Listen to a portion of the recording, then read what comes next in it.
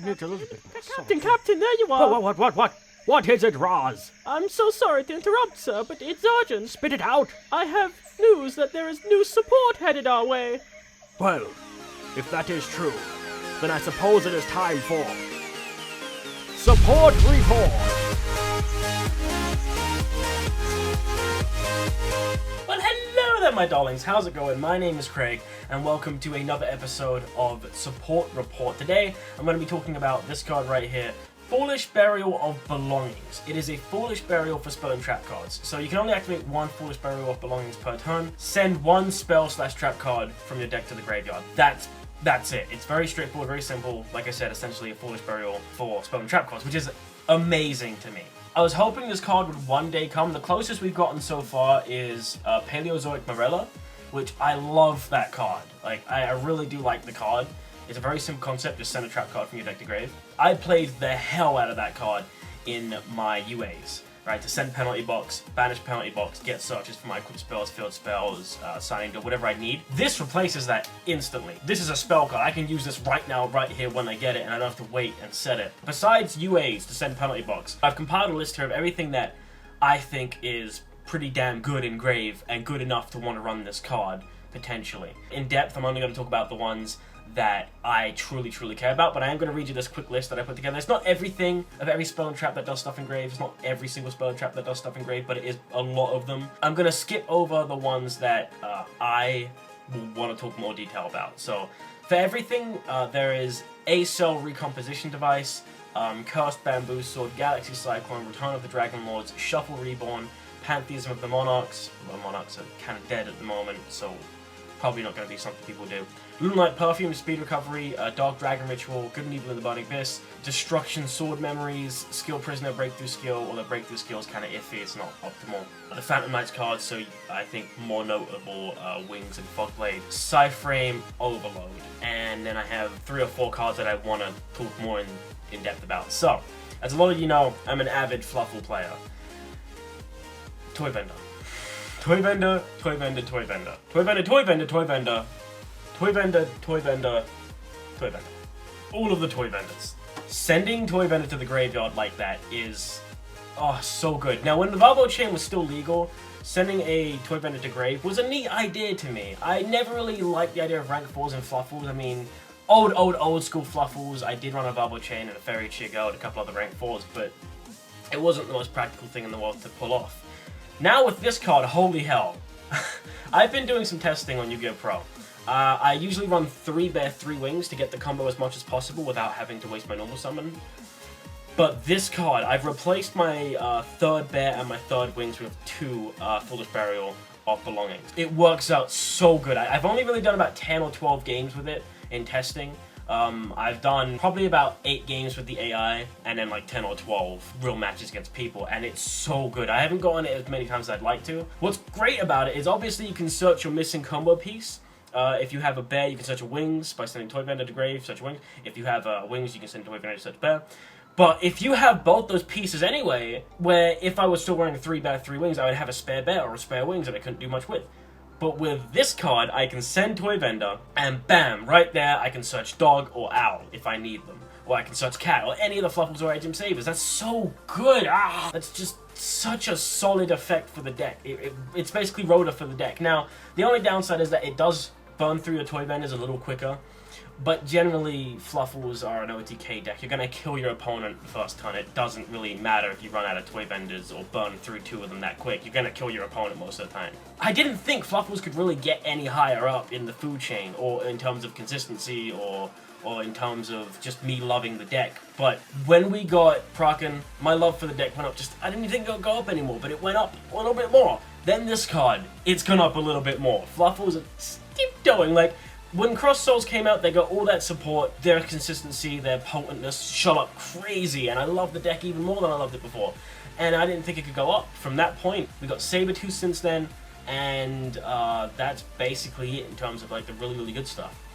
But then we got Kraken, and now we're getting this, and the deck is so much fun. It gets that little boost of consistency, and it can deal with more things within the archetype. It can deal with more problem boards within the archetype, which is great. So it basically means that you have to run less wacky little text to deal with stuff. Another card that I want to talk about in terms of sending it to the graveyard is UA Penalty Box. Now, I did do a little bit of discussion before, but UAs have been a deck that I've secretly had an affection for ever since I played against them for the first time. I do think they're bullshit. Ace is bullshit, Blockbacker is bullshit, but I fucking love the fact that they're bullshit. I love the playstyle of it. I know it's very linear. You just, summon your attackers, tack, do your stuff, and then bounce them back to bring out your defenders for your opponent's turn. I know it seems kind of linear, but that sort of playstyle is very simplistic.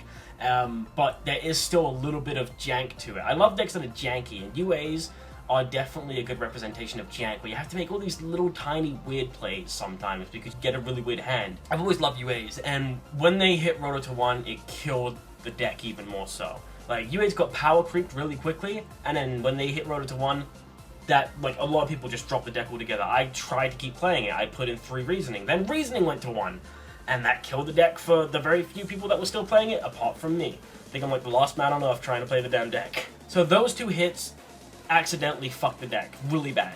Then Morella came out. I said, okay, this can work, because I can send Penalty Box, and I can increase the consistency more. And now this card is out. Holy hell. I'm having a lot of luck with it. The consistency's definitely increased. I'm playing 2 at the moment in UA's testing it. I definitely would consider 3. Yeah, this card is probably going to change the game somewhat. It's going to change so many decks that it's going to be noticeable immediately. No question about it. It's definitely going to change the game, in my opinion. It's not going to change, like, everything about the game, but it's definitely going to make things a little more interesting. Blaze Accelerator Reload, bar.